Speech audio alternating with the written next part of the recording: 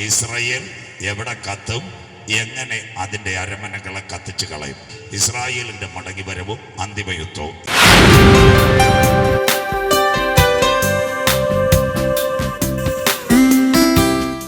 രാത്രിയിലെ ചിന്തയ്ക്കായി ആമോസിന്റെ പ്രവചനം 2-ാം അധ്യായം 5-ാമത്തെ വാക്യം തുടങ്ങി ഇന്ന് രാത്രി ചിന്തിക്കുക. Everyone open your Bible.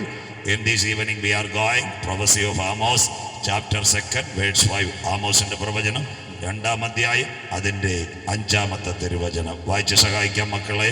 ഞാൻ യഹൂദയിൽ ഒരു തീ അയക്കും, അത് യെരുശലേമിലെ അരമനകളെ ദഹിപ്പിച്ചു കളയും. ഇതിനെ ബേസ് ചെയ്തായിരിക്കും പ്രസംഗം. എല്ലാവരും ശ്രദ്ധയോടെ ഇരിക്കണം.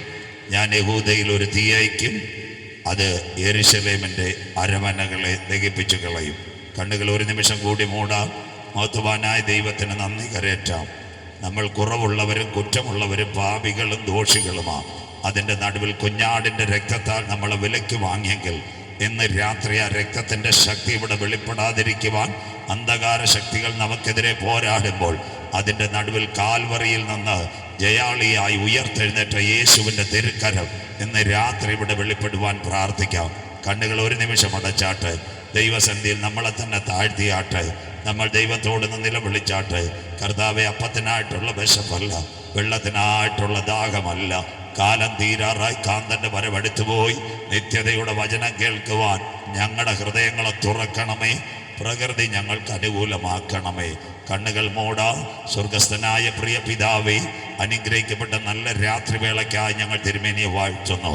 വെയിലാറിയ സമയത്ത് ഏതൻ്റെ പർദീസയിൽ തൻ്റെ മക്കളുടെ നടുവിലേക്ക് ഇറങ്ങി വന്ന കർത്താവേ, ഇന്ന് രാത്രി 2 പേർ ഐക്യമത്യപ്പെട്ട് നിലവിളിക്കുമ്പോൾ അവരുടെ നടുവിൽ ഉലാവുന്ന മഹാദൈവത്തിൻ്റെ കരം ഈ ഗ്രൗണ്ടിനകത്ത് വ്യാപരിക്കട്ടെ. പ്രിയ പിതാവേ, വേദനയോടെ വന്ന കുഞ്ഞുങ്ങളുടെ വേദനകൾ മാറുവാൻ, ദുഃഖത്തോടെ വന്ന മക്കളുടെ ദുഃഖങ്ങൾ മാറുവാൻ, പ്രയാസത്തോടെ വന്ന കുഞ്ഞുങ്ങളുടെ പ്രയാസങ്ങൾ മാറുവാൻ ഈ രാത്രി അടിപ്പിണറിൻ്റെ ശക്തി ഇതിനകത്ത് വ്യാപരിക്കട്ടെ. കൃഷിക്ക് മഴ ആവശ്യമാണ്. ഞങ്ങളുടെ കുടിവെള്ള കിണറുകളിൽ മഴ ആവശ്യമാണ്. പിതാവേ, 6 മുതൽ 10 വരെ ഇന്ന് രാത്രിയും അടുത്ത ദിവസങ്ങളിലും മഴ പെയ്യാതെ ദൈവകരം ഈ ദേശത്ത് വെളിപ്പെടട്ടെ. കർത്താവേ, ഒരു കുട നിവർത്തി വെച്ചതുപോലെ ഞങ്ങളുടെ കൺവെൻഷൻ്റെ കൂട്ടത്തിൽ ഒരു 5 കിലോമീറ്റർ ചുറ്റളവിൽ ഒരു കാറ്റും മഴയും വരാതെ അടുത്ത ദിന യോഗങ്ങളും അപ്പച്ചൻ്റെ കരങ്ങളിലോട്ട് തരുന്നു. പ്രിയ പിതാവേ, ഞങ്ങൾ ഞങ്ങളുടെ എളിയ വേലയിൽ നിന്ന് ഈ ശുശ്രൂഷ ചെയ്യുമ്പോൾ മഹത്വവാനായ ദൈവമേ, നീ ഞങ്ങളോട് കരുണ കാണിക്കണമേ. ഞങ്ങൾ കൃപാസനത്തിൻ്റെ മുൻപാകെ മുട്ടി വിളിക്കുന്നു. ഞങ്ങൾ കുറവുള്ളവരാ, കുറ്റമുള്ളവരാ, എങ്കിലും ഞങ്ങളുടെ അകൃത്യങ്ങളെ നോക്കാതെ, ഞങ്ങളുടെ കുറവുകളെ നോക്കാതെ ഈ രാത്രിയും അടുത്ത 3 ദിനങ്ങളിലും അങ്ങയുടെ വിരിക്കപ്പെട്ട ചിറകി പട്ടണത്തിനകത്ത് നിവർത്തുമാറാകണമേ. കർത്താവേ, ഇപ്പോൾ ഇവിടെ പെയ്തുകൊണ്ടിരിക്കുന്ന ഈ ചെറിയ ചാറ്റൽ മഴയെ കിലോമീറ്ററുകളിലേക്ക് ദൈവം മാറ്റണമേ. കർത്താവേ, ഹല്ലേലൂയ, അങ്ങയുടെ തിരുക്കരം ഈ ദേശത്ത് വെളിപ്പെടണമേ. ദൈവവചനം വെളിപ്പെടാതെ ദുഷ്ടപിശാച് അന്ധകാര ശക്തികളെ വെച്ചുകൊണ്ട് ഈ ലോകത്തിൻ്റെ ദൈവം മനുഷ്യൻ്റെ ഹൃദയവും കണ്ണും കുരുടാക്കുമ്പോൾ അതിൻ്റെ നടുവിൽ ജീവന്റെ വചനം പ്രസംഗിക്കുമ്പോൾ ചിലരുടെ പേരുകൾ നിത്യതയുടെ കവാടത്തിൽ എടുക്കപ്പെടുവാൻ, നിത്യയുദ്ധയുടെ പട്ടണത്തിനകത്ത് ചേർക്കപ്പെടുവാൻ ഈ കൺവെൻഷൻ മുഖാന്തരമാകട്ടെ.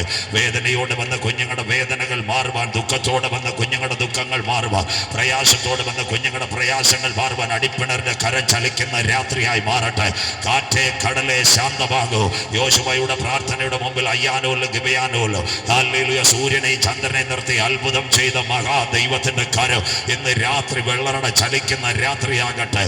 ശബ്ദരാധി ഗജാന ബൗഡാരവ ശബ്ദുര്, പാമ്പുകളെയും തേളുകളെയും ശത്രുവിന്റെ സകല ബലത്തെ ചവിട്ടുക, വാഴ്ചകളെയും അധികാരങ്ങളെയും അന്ധകാരത്തിന്റെ പോരുകളെ കാൽവരുടെ കൊലക്കളത്തെ തകർത്തുയർത്തെഴുന്നേറ്റ യേശുവിന്റെ നാമം ഇന്ന് രാത്രി ഇതിനകത്ത് വെളിപ്പെടുമ്പോൾ പട്ടണത്തെ മൂടുന്ന അന്ധകാര ശക്തികൾ, ദുരാത്മ കെട്ടുകൾ, ദേശത്തെ വ്യാപരിക്കുന്ന മന്ത്രതന്ത്രവാദ ശക്തികൾ സ്വർഗത്തിന് ഭൂമിക്ക് നാഥനായ യേശുവിന്റെ നാമത്തിൽ ഇന്ന് രാത്രി അഴിഞ്ഞു മാറുന്ന രാത്രിയാകട്ടെ. മരുഭൂ പ്രയാണത്തിൽ അഗ്നിസർപ്പത്തിന്റെ ദംശനമേറ്റ ആയിരങ്ങൾ പട്ടുവീടുമ്പോൾ മോശ പിച്ചള സർപ്പത്തെ ഉയർത്തുമ്പോൾ അതുകൊണ്ട് ഇസ്രായേൽ ജനം രക്ഷ പ്രാപിച്ചതുപോലെ 2025 യഹോവ ഇരേ കൺവെൻഷന് ക്രൂശിക്കപ്പെട്ട ക്രിസ്തുവിനെ ഞങ്ങൾ ഇവിടെ വരച്ച് കാട്ടുമ്പോൾ ചില മദ്യപാനികൾ യേശുവിനെ കാണുവാൻ, ചില മയക്കുമരുന്ന് ഉപയോഗിക്കുന്നവർ യേശുവിനെ കാണുവാൻ, കുടുംബജീവിതം തകർന്നവർ, ആത്മഹത്യ കൊതിക്കുന്നവർ നാഥനെ രക്ഷിതാവായി സ്വീകരിക്കുക. അവരുടെ ഹൃദയത്തിന്റെ കവാടങ്ങൾ ഈ രാത്രി മുതൽ പരിശുദ്ധാത്മാവ് തുറക്കുന്ന രാത്രിയായി മാറട്ടെ. പ്രിയ പിതാവേ, ഞങ്ങൾ സ്റ്റേജിലിരിക്കുന്നവർ മാത്രമല്ല, ഇവിടെ താഴെ ഇരിക്കുന്ന ഞങ്ങളുടെ അപ്പച്ചന്മാർ, അമ്മച്ചിമാർ, കുഞ്ഞുങ്ങളെല്ലാം കരഞ്ഞ് പ്രാർത്ഥിക്കുന്നു. കരുണ കാണിക്കണമേ പിതാവേ. വചനം കേൾക്കുവാനുള്ള താല്പര്യമായി നിന്റെ മക്കൾ ദൂരെ നിന്ന് വന്നു. കാലാവസ്ഥ ഞങ്ങൾക്ക് അനുകൂലമാക്കി മിനിറ്റ് കൊണ്ട് ദൈവം തരണം.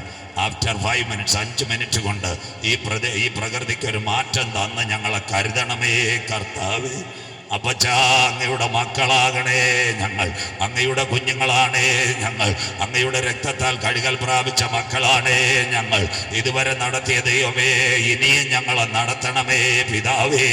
ഞങ്ങൾ കണ്ണുനീരോടെ പ്രാർത്ഥിക്കുന്നു. ദൈവം ഞങ്ങൾക്ക് വേണ്ടി അത്ഭുതം ചെയ്യും. ഒരു രാത്രി കൂടി വചനവുമായി എളിയവൻ നിൽക്കുന്നു. വചനത്തിൻ്റെ പൊരുളുകളെ തിരിക്കണമേ കർത്താവ്. ഞങ്ങളുടെ പേരോ സംഘടനയുടെ പേരോ ഒന്നും ഈ കൺവെൻഷനിൽ ഉയരരുത്. 2000 കൊല്ലങ്ങൾക്ക് മുമ്പ് കാൽവരിയുടെ കൊലക്കളത്തിൽ പാപത്തിന്റെ പരിഹാരത്തിന് വേണ്ടി അറുക്കപ്പെട്ട ദൈവ കുഞ്ഞാടാകുന്ന ക്രിസ്തുവിന്റെ നാമം കോട്ടവിളയിൽ ഉയരണം. ആദ്യോടെ തിരുസാന്തിൽ മറയ്ക്കും, കുഞ്ഞുങ്ങളെ വിടുതലോടെ കടത്തിവിടും. പ്രാർത്ഥനയങ്ങ് മാനിക്കും. യേശു ക്രിസ്തുവിൻ ധന്യ നാമത്തിൽ തന്നെ ആമീൻ. കരമുയർത്തി കർത്താവിൻ്റെ ഒരു മഹിമ കൊടുക്കാം. ഒരിക്കൽ കൂടി ദൈവത്തിനൊരു നന്ദി കരയട്ടെ. ഒരിക്കൽ കൂടി ദൈവത്തെ സ്തുതിക്കാം. ഇരിക്കുമ്പോൾ തന്നെ, വചനം കേൾക്കുമ്പോൾ തന്നെ നിങ്ങളുടെ ഉള്ളങ്ങൾ ദൈവത്തോട് സമർപ്പണത്തോടെ ആയിരിക്കണം. നാട്ടുകാരും വീട്ടുകാരും നോക്കുമ്പോൾ ഏറെ ദിവസമായി നമ്മൾ പ്രാർത്ഥിച്ച ഒരു കൺവെൻഷനാണ്. അതുകൊണ്ട് കർത്താവിനോട് ഉള്ളത്തിൽ സൗകര്യമാരും ചേട്ടന്മാരും കുഞ്ഞുങ്ങളും ഒക്കെ ഒന്ന് ഉള്ളത്തിൽ പ്രാർത്ഥിക്കാം. കരമുയർത്തി പ്രാർത്ഥിക്കേണ്ട, ഉള്ളത്തിൽ പറയാം, കർത്താവെ, ഇപ്പോൾ ഇവിടെ പെയ്തുകൊണ്ടിരിക്കുന്ന ഈ മഴ ഒന്നുകിൽ കുരിശുമലയിലേക്കോ അമ്പൂരിയിലേക്കോ ഒന്ന് മാറ്റിത്തരണേ. മനസ്സിലാകുന്നവർക്കായി ദൈവത്തെ വാഴ്ചന്നു. സ്വോത്രം. മറ്റേ ഇവിടെ പെയ്യണ്ടെന്നല്ല, ഒന്ന് ഇതിനെ ഒന്ന് കുരിശുമലയ്ക്ക് വിട്ടേരെ, അല്ലെ ഒന്ന് അമ്പൂരിക്ക് മാറ്റിത്തരാൻ കർത്താവിനോട് ഉള്ളത്തിൽ പ്രാർത്ഥിച്ചാൽ മതി. ദൈവം വിശ്വസന എത്രയോ സ്ഥലങ്ങളിൽ മുഴങ്ങാത്ത വാക്യങ്ങളായിരിക്കും ഈ രാത്രി നിങ്ങളോട് സംസാരിക്കുന്നത്. യഹൂദയ്ക്കകത്ത് ഒരു തീ അയക്കും, യെരുശലേമിൻ്റെ അരമനകളെ ദഹിപ്പിച്ച് കളയും. ബൈബിൾ തുറന്ന് തന്നെ വെക്കണം, അങ്ങനെങ്കിലേ നിങ്ങൾക്ക് മനസ്സിലാകും. 31,173 വാക്യങ്ങൾ വിശുദ്ധ ബൈബിൾ, 39 പഴയ നിയമ ഗ്രന്ഥങ്ങൾ, 27 പുതിയ നിയമ പുസ്തകങ്ങൾ, 66 ഗ്രന്ഥങ്ങൾ സമാഹാര ഹോളി ബൈബിൾ. ഒരിക്കൽ കൂടി 1189 അധ്യായങ്ങൾ വിശുദ്ധ തിരുവചനത്തിനകത്ത്. പുതിയ നിയമത്തിൽ 262 അധ്യായങ്ങൾ. പഴയ നിയമത്തിൽ 39 പുസ്തകങ്ങളിൽ ആരംഭിക്കുമ്പോൾ പഞ്ചഗ്രന്ഥങ്ങളായി മോശ ചമച്ചിരിക്കുന്ന ഉൽപ്പത്തിയും പുറപ്പാടും ആവർത്തനവും സംഖ്യയും ലേവിയും, അതിനോടനുബന്ധിച്ച് വീണ്ടും യോശുവയും ന്യായാധിപന്മാരുമെല്ലാം ഭരണത്തെ കാണിക്കുന്നു. വീണ്ടും വരുന്ന സങ്കീർത്തന ഭാഗങ്ങൾ സംഗീതങ്ങളെ കാണിക്കുന്നു. വിലാപങ്ങളുടെ പുസ്തകം ദൈന്യതയോടെ ദൈവജനത്തിൻ്റെ താഴ്മയെ കാണിക്കുന്നു. പഴയ നിയമത്തിൽ 5ാമത്തെ ഭാഗമായി വരുന്നൊരു ഭാഗം ആ പ്രവചന ഭാഗം. പ്രവചന ഭാഗങ്ങൾ 17 പുസ്തകങ്ങളുണ്ട്. 3 തരത്തിലുള്ള പ്രവചനങ്ങൾ വിശുദ്ധ ബൈബിളിലുണ്ട്. അതിൽ 3 പ്രവചനങ്ങൾ, 1 വലിയ പ്രവചനങ്ങൾ, അതൊക്കെ എസെക്കിയേൽ പ്രവചനം, യെശയ്യാ പ്രവചനം, ഇരമ്യ പ്രവചനം. മധ്യകാല പ്രവചനങ്ങൾ 4. 1 ദാനിയേൽ, 2 സെക്കരിയാവ്, 3 ആമോസ്, അത് കഴിഞ്ഞിട്ട് വരുന്ന ഹോശയ്യ.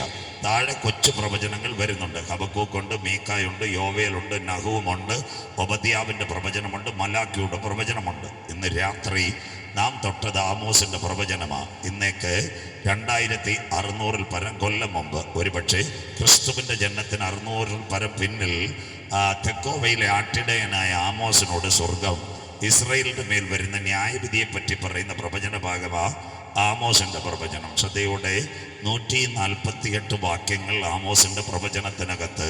9 അധ്യായങ്ങൾ ആമോസിൻ്റെ പ്രവചനം. 1 ഇസ്രായേലിൻ്റെ ന്യായവിധി, 2ാമത്തെ അധ്യായം മോവാബിൻ്റെ ന്യായവിധി, 3 പാപം നിറഞ്ഞ ഇസ്രായേൽ, 4 ഇസ്രായേലിൽ നിലവിളി ഉയരുന്നു, 5 എത്ര കണ്ടിട്ടും പഠിക്കാത്ത ഇസ്രായേലിന് വെട്ടുക്കിളി വെട്ടുന്നു, 6 പച്ചപ്പുഴു അവനെ നക്കുന്നു, 7 വെട്ടിലും തുള്ളനുമെല്ലാം അവനെ തുടച്ചു നിൽക്കുന്നു. 8ാമത്തെ അധ്യായത്തിലേക്ക് വരുമ്പോൾ വളരെ വ്യത്യാസമായൊരു ഭാഗം അതിനകത്ത് രേഖപ്പെടുത്തിയിട്ടുണ്ട്.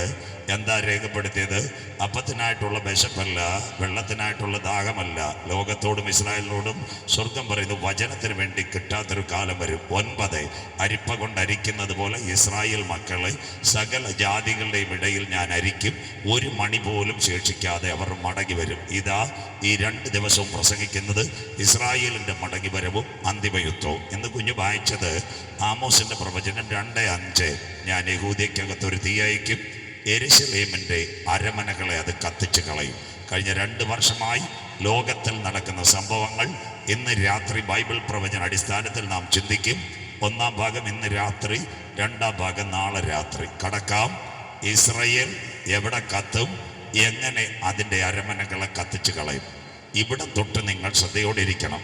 ഒരു ചെറിയ കഥ പൂമ്പാറ്റയ്ക്കകത്തും ബാലരമയ്ക്കകത്തും കുഞ്ഞുങ്ങൾ വായിക്കുന്നത് പോലെ ഒരു കഥയിലേക്ക് പോയി കഴിഞ്ഞതിന് ശേഷം മടങ്ങി വരുമ്പോഴായിരിക്കും പടപടാ കുഞ്ഞു വാക്യങ്ങൾ വായിക്കുന്നത്. യേശു ക്രിസ്തുവിൻ്റെ ക്രൂശീകരണം. ഇന്ന് രാത്രി ഒരിക്കൽ കൂടി 2000 കൊല്ലങ്ങൾക്ക് മുമ്പ് പാപത്തിൻ്റെ പരിഹാരത്തിന് വേണ്ടി കാൽവറിയിൽ യേശു പരമയാഗമായി. മതത്തിനോ സംഘടനയ്ക്കോ വ്യക്തികൾക്ക് വേണ്ടിയല്ല. ഉലകത്തിലെ എല്ലാ മനുഷ്യനും പിറക്കുന്നത് ദൈവസന്ധിയിൽ ദൈവത്തിൻ്റെ കുഞ്ഞുങ്ങളായെങ്കിലും പാപം അവരെ പിടിക്കുമ്പോൾ പാപമാകുന്ന ലോകത്തിൻ്റെ അന്ധകാരത്തിനകത്ത് മനുഷ്യന് ദേഹം, ദേഹി, ആത്മാവ് 3 ഘടകങ്ങളും മരണം അവരെ പുൽകുമ്പോൾ ആത്മാവിന് മരണമില്ല. ആത്മാവിനെ പിതാവിൻ്റെ സന്ധിയിൽ എത്തിക്കുവാൻ ഉയരത്തിൽ നിന്ന് താഴേക്കിറങ്ങി വന്ന ഏക സത്യദൈവം യേശു ക്രിസ്തു മാത്രം. അതുകൊണ്ട് യോഹന്നാൻ, ഇതാ ലോകത്തിൻ്റെ പാപത്തെ ചുമക്കുന്ന ദൈവത്തിൻ്റെ കുഞ്ഞാട്. ഹൈന്ദവരുടെ പാപമല്ല, CSAയുടെ പാപമല്ല, മർത്തോമയുടെ പാപമല്ല, ഇസ്ലാമിൻ്റെ പാപമല്ല, ബുദ്ധൻ്റെ പാപമല്ല, പെന്തക്കോസിൻ്റെ പാപമല്ല. സകല പാപത്തിൻ്റെ പരിഹാരത്തിന് വേണ്ടി ഒരു കുഞ്ഞാട് അറുക്കപ്പെടണം. അതുകൊണ്ട് യേശു പറഞ്ഞു, ഞാൻ തന്നെ വഴി, ഞാൻ തന്നെ സത്യം, ഞാൻ തന്നെ ജീവൻ, എന്നിൽ വിശ്വസിക്കുന്നവൻ മരിച്ചാലും ജീവിക്കും.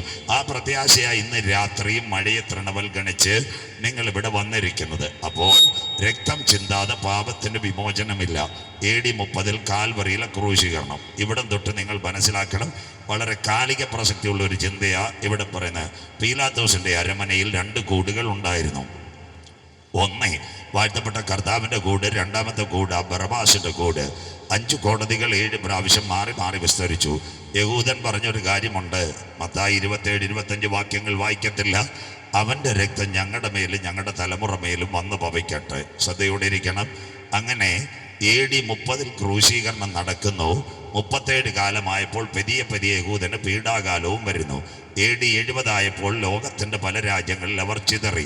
AD 135 ആയപ്പോൾ ഒരു കുപ്പിപ്പാത്രം താഴെ വീഴുന്നത് പോലെ യഹൂദൻ ചിതറി. വളരെ വ്യത്യാസമില്ലാതെ വചനം നിങ്ങളുടെ മുൻപിൽ. പാലും തേനും ഒഴുകുന്ന കനാൻ ദേശം. അബ്രഹാമിനെ ദൈവം വിളിച്ചു വേർതിരിച്ചു.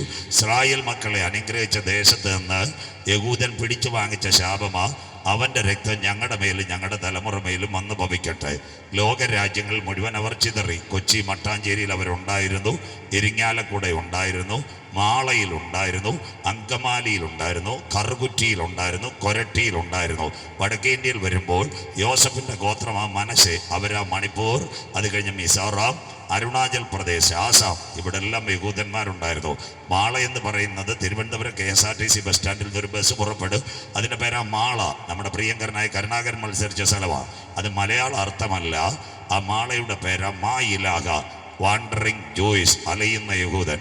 അവരെല്ലാം മടങ്ങിപ്പോയിക്കൊണ്ടിരിക്കുന്നു. പ്രത്യേകിച്ച് ലോകത്തിൻ്റെ ഓരോ പട്ടണങ്ങളിലും ഇവർ ചിതറിപ്പോയി. പല്ലി, പാമ്പ്, ചെരുപ്പിൻ്റെ വാർ. അത് കഴിഞ്ഞിട്ട് യഹൂദനെ പച്ചയ്ക്ക് കൊല്ലുകയാണ് ചെയ്തത്. യഹൂദ സ്ത്രീകൾ ഗർഭിണികളായിരിക്കുമ്പോൾ അവരുടെ വയറിനകത്ത് കുന്തം കുത്തി കുഞ്ഞിനെയും തള്ളയും കൊല്ലുന്ന ഒരു കാലം. ആ കാലത്ത് ബ്രിട്ടൻ്റെ മാർക്കറ്റിനകത്ത് നമ്മുടെ വെള്ളറടയിൽ നമ്മുടെ ആടിൻ്റെയും പശുവിൻ്റെയും പോത്തിൻ്റെയും കാല് തൂക്കുന്നതിൽ യഹൂദൻ്റെ കാല് തൂക്കിയിട്ട് തൊടയിലെ മാംസം വിറ്റ കാലമുണ്ടായിരുന്നു. മനുഷ്യ ശരീരത്തിലെ കൊഴുപ്പെടുത്തവർ എന്താ ചെയ്തത്? സോപ്പ് വരെ ഉണ്ടാക്കി. അത് കഴിഞ്ഞ് ഒരു വീട്ടിനകത്ത് പാപം വരികയാൽ, കോപമോ കുഷ്ഠമോ ടൈഫോയിഡോ അവിഹിതഗർഭമോ വരികയാൽ യഹൂദനെ കൊല്ലുമായിരുന്നു.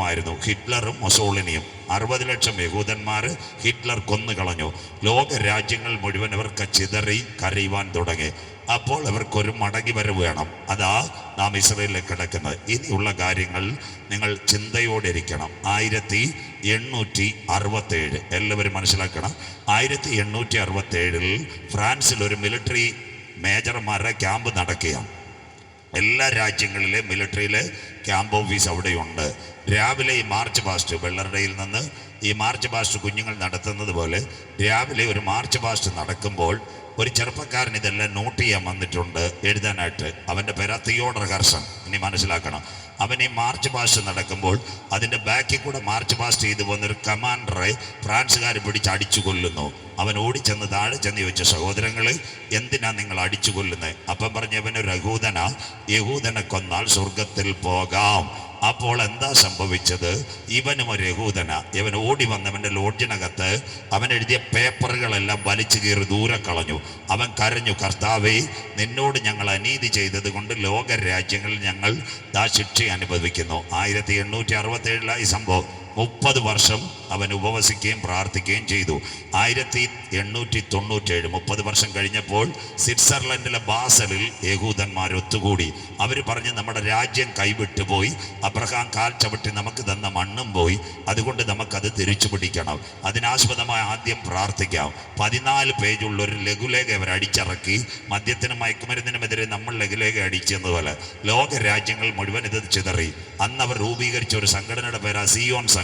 സിയോൺ സംഘത്തിന്റെ ഏറ്റവും വലിയ നേതാവായിരുന്നു ഡോക്ടർ ചിയാം വൈസ്മാൻ. പ്രാർത്ഥന അങ്ങോട്ട് ശക്തമായി. അന്ന് കപ്പലോ പ്ലെയിനോ ഒന്നും ഉണ്ടെന്നറിയത്തില്ല. ലഘുലേഖ ഇന്ത്യയിൽ വരെ വന്നെന്ന എഴുതിയിരിക്കുന്നത്. അതിനാസ്പദമായി 1910 ഒരു സംഭവം നടന്നു. ശ്രദ്ധയോടെ ഇരിക്കണം. ലോകമഹായുദ്ധത്തിന്റെ ചാലുകൾ മനസ്സിലാക്കണം. ഓസ്ട്രേലിയ രാജകുമാരൻ ഫെർണാണ്ടോ അദ്ദേഹത്തിൻ്റെ ഭാര്യയുമായി എവിടത്തേക്ക് പോയെന്നറിയാം?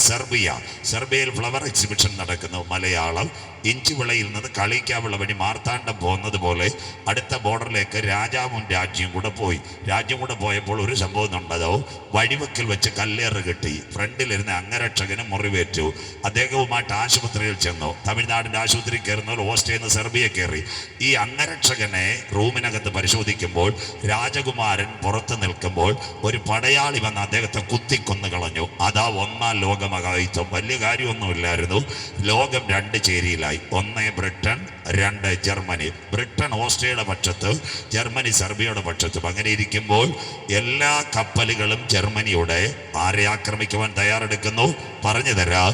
ഈ ബ്രിട്ടനെ ആക്രമിക്കാൻ തയ്യാറെടുക്കുന്നു. ബ്രിട്ടന്റെ അന്നത്തെ നേതാക്കന്മാർ 3 പേരാ. 1 ബ്രിട്ടന്റെ ചക്രവർത്തി ഡേവിഡ് ലോയൻചോർ, ബ്രിട്ടന്റെ ഗവർണർ ആർതർ ബാൽഫോർഡ്, അത് കഴിഞ്ഞിട്ട് ബ്രിട്ടന്റെ ഏറ്റവും നല്ല സൈനിക മേധാവി ഡേവിഡ് അലൻബി. അവരാവുന്ന വിചാരിച്ചു ജയിക്കാൻ. അന്നേ ബ്രിട്ടന്റെ ഒരു സർവകലാശാലയുണ്ട്. ആ സർവകലാശാലയുടെ പേരാ മാഞ്ചസ്റ്റർ സർവകലാശാല. അവിടെ ഒരുവൻ ഇങ്ങനെ ഗ്രനേഡ് ഉണ്ടാക്കിക്കൊണ്ടിരിക്കുന്നു. അവൻ്റെ പേരാ സിയോൺ സംഘത്തിൻ്റെ നേതാവ് ഡോക്ടർ ചിയാം വൈസ്മാൻ. എല്ലാവരും ശ്രദ്ധയോടെ ഇസ്രയേലിൻ്റെ മടങ്ങി വരവ്. എന്താ സംഭവിച്ചതെന്നറിയാമോ? രാജാവ് ഇദ്ദേഹത്തെ കൊട്ടാരത്തിൽ വിളിച്ചു. ഡേവിഡ് അലൻബിയും എല്ലാവരോടും പറഞ്ഞല്ലോ, യഹൂദ ശാസ്ത്രജ്ഞ, ദാണ്ട ജർമ്മനിയുടെ കപ്പലുകളെല്ലാം നമ്മുടെ ഇവിടെ വന്ന് കിടക്കുക. 48 മണിക്കൂർ കഴിഞ്ഞാൽ ഇസ്രയേൽ ബ്രിട്ടൻ എന്ന് പറയുന്ന രാഷ്ട്രം കാണത്തില്ല. താങ്കൾ എന്തെങ്കിലും വഴിയിൽ നമ്മളെ രക്ഷിക്കണം, പ്രതിഫലം തരാം. ഇന്ന് രാത്രി അദ്ദേഹം തിരിച്ചുപോയി. നല്ല ശാസ്ത്രജ്ഞനായിരുന്നു ഡോക്ടർ ചിയാം വൈസ്മാൻ. അദ്ദേഹം സിയോൺ സംഘത്തിൻ്റെ പ്രസിഡന്റുമായിരുന്നു. അന്ന് രാത്രി അദ്ദേഹം വിശുദ്ധ ബൈബിൾ തുറക്കുവാനിടയായി. അതിനകത്ത് 3000 കൊല്ലങ്ങൾക്ക് മുമ്പ് ഊസ്ദേശത്ത് സുന്ദരനായ ഒരു പുരുഷനുണ്ടായിരുന്നു, ഇയ്യോബ്. 100 കണ്ടുപിടുത്തങ്ങളായ ഇയ്യോബിൻ്റെ പുസ്തകം. ഇയ്യോബ് എടുത്തു വെച്ചിട്ട് അദ്ദേഹം ഇങ്ങനെ വായിച്ചപ്പോൾ അതിലൊരു വാക്യം തടഞ്ഞു. കുഞ്ഞുങ്ങൾ വായിക്കേണ്ട, വീട്ടിൽ ചെന്ന് വായിക്കാൻ നോക്കുന്നവർക്കായി. ഇയ്യോബ് 38, 22, 23. നീ ഹിമത്തിൻ്റെ ഭണ്ഡാരം കണ്ടിട്ടുണ്ടോ? നീ കൽമഴയുടെ ഭണ്ഡാരം കണ്ടിട്ടുണ്ടോ? പോരും പടയുമുള്ള നാളിലേക്ക് ഞാൻ അതിനെ വെച്ചിരിക്കുന്നു. അപ്പോൾ അവൻ്റെ മനസ്സ് കത്താൻ തുടങ്ങി. ഹിമത്തിൻ്റെ ഭണ്ഡാരം, ഐസ് ക്യൂബ്. അവൻ്റെ ഉള്ളിൽ ആരോ ഇടപെട്ട് വചനം വായിക്കുമ്പോൾ സമ്മതിച്ചത് എന്താ കാര്യം? ഗ്രനേഡുകളെല്ലാം ഐസ് ക്യൂബിനകത്താക്കി 24 മണിക്കൂർ കൊണ്ട് അത് ബ്രിട്ടനിലെ സമുദ്രത്തിൽ കൂടി ഒഴുക്കി വിട്ടു. വെള്ളത്തിൽ കൂടെ വരുന്ന പന്ത് പോലെ ഗ്രനേഡ് വരുക, ആരും അറിയുന്നില്ല. ഇദ്ദേഹം ആദ്യമായിട്ട് ഇത് ഒഴുകുമ്പോൾ മാഞ്ചസ്റ്റർ യൂണിവേഴ്സിറ്റിയിൽ നിന്ന് ബൈനോക്കുലർ വെച്ച് ഗ്രനേഡിൻ്റെ ചലനം നോക്കുന്നു. അദ്ദേഹം കുഞ്ഞുങ്ങൾ കാർ ഓടിക്കുന്ന റിമോട്ട് വെച്ച് കപ്പലിൻ്റെ ആസ്പാസ് എത്തിയപ്പോൾ റിമോട്ട് ഞെക്കാൻ തുടങ്ങി. അപ്പോൾ കപ്പൽ പട മുഴുവൻ പൊട്ടിത്തെറിച്ചു പോയി. ജർമ്മനി ഞെട്ടിപ്പോയി. സമുദ്രത്തിൻ്റെ അടിയിൽ കൂടെ ഐസ് ക്യൂബിനകത്ത് വന്ന ഈ ഗ്രനേഡുകൾ പൊട്ടുമെന്ന് അവൻ്റെ ക്യാമറയും കണ്ടില്ല, ആരും കണ്ടില്ല. ജർമ്മനിയുടെ യുദ്ധക്കപ്പലുകൾ മുഴുവൻ കടലിൽ പൊട്ടിത്തെറിച്ചു. ജർമ്മനി കൊടി താഴ്ത്തി, ബ്രിട്ടൻ ജയിച്ചു. വൈകിട്ട് ആർതർ ബാൽഫോർഡും അതോടൊപ്പം തന്നെ ഡേവിഡ് അലൻബിയും, അത് കഴിഞ്ഞിട്ട് ഏറ്റവും നിർണായകമായ ഡേവിഡ് ലോയൻചോർ, ബ്രിട്ടന്റെ ഭരണാധികാരി യഹൂദ ശാസ്ത്രജ്ഞനെ വിളിച്ചു. അദ്ദേഹത്തിനോട് പറഞ്ഞു, താങ്കൾ ഒരു വ്യക്തിയാ ഞങ്ങൾക്ക് ഇങ്ങനെ ഒരു വിജയം തന്നത്, താങ്കൾക്ക് എന്ത് വേണം?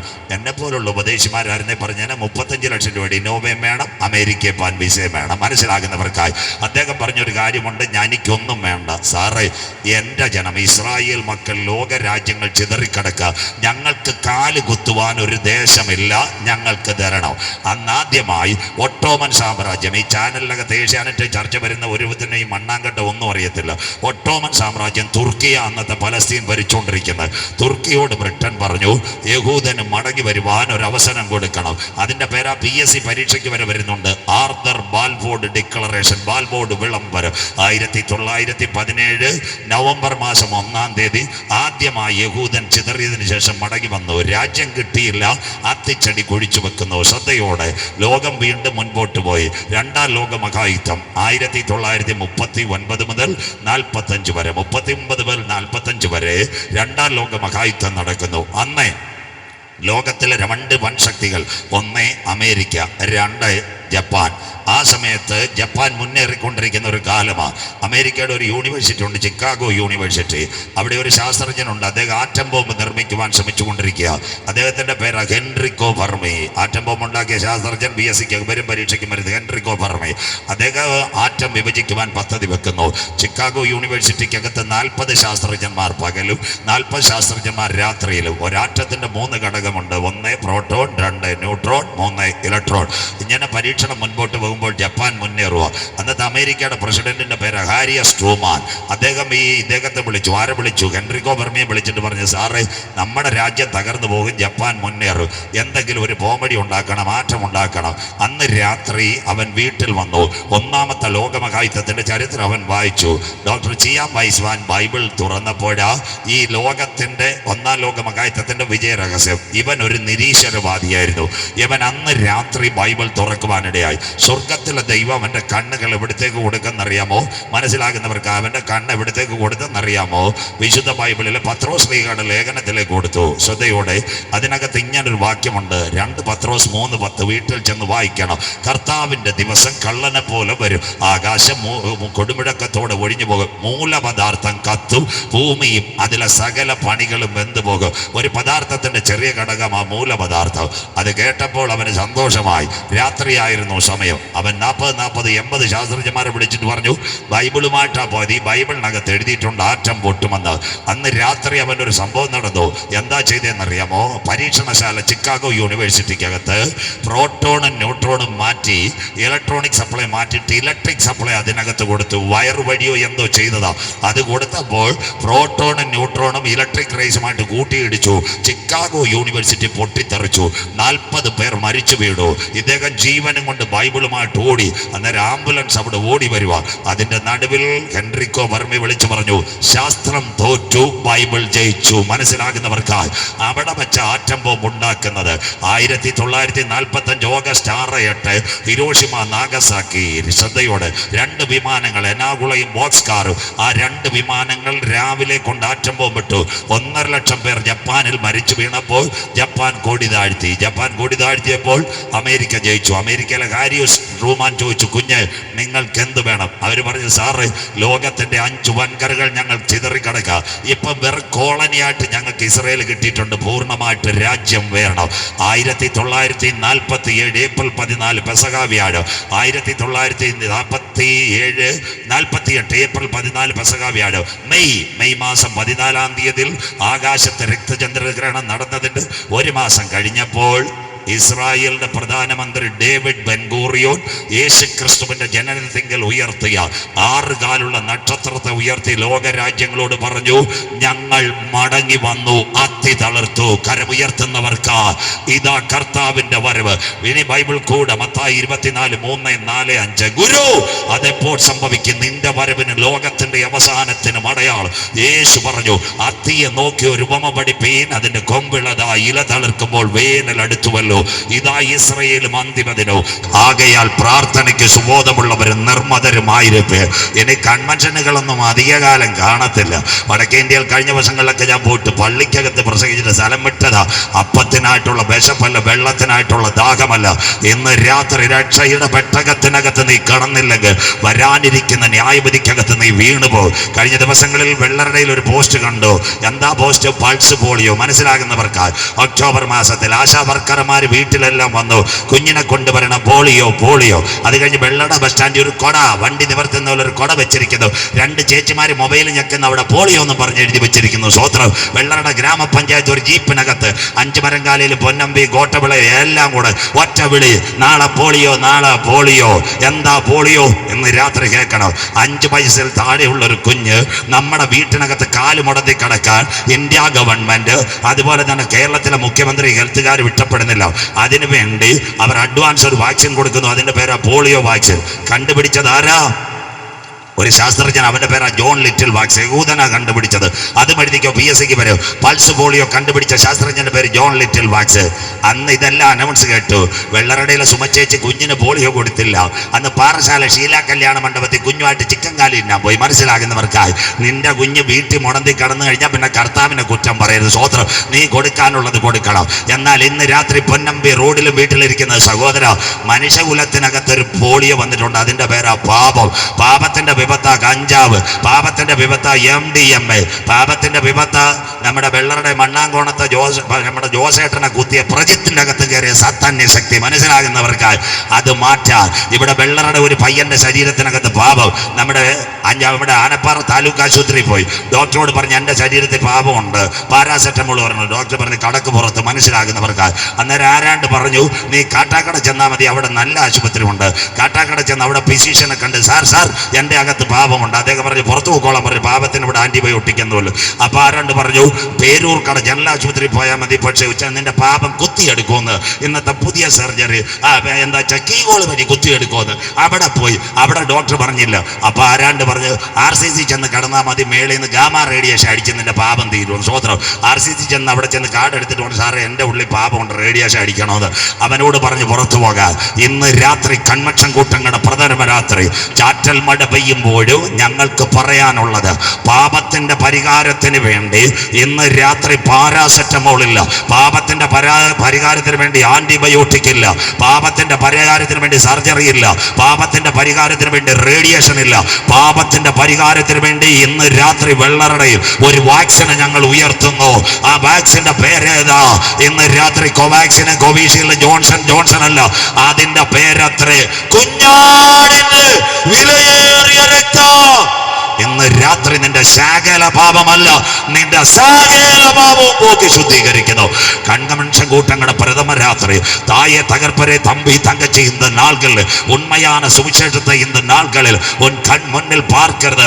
நீ எங்க கூட போகாது. ഇന്ന് രാത്രി കൺവെൻഷൻ കൂട്ടങ്ങളുടെ ആദ്യ രാത്രി നെഞ്ചത്ത് കൈവച്ചാരി പറയും യേശു എന്റെ ഏക രക്ഷകൻ, യേശു എന്റെ ഏക കർത്താവ്, അവൻ രാജാതി രാജാവായി മടങ്ങി വരുന്നു. ഹൃദയം കൊണ്ട് വിശ്വസിച്ച് വായി കൊണ്ട് ഏറ്റുപറയുക. ഇന്ന് രാത്രി നിന്റെ പേര് ജീവന്റെ പുസ്തകത്തിൽ ചേർക്ക. ജീവപുസ്തകത്തിൽ പേരുള്ളവനെ ചേർക്കാൻ എന്റെ കാന്തൻ മടങ്ങി വരാറായി. വെള്ളറടേ, ഇന്ന് രാത്രി നിന്റെ ദൈവത്തെ എതിരേൽപ്പാൻ ഒരുങ്ങിക്കൊള്ളുക.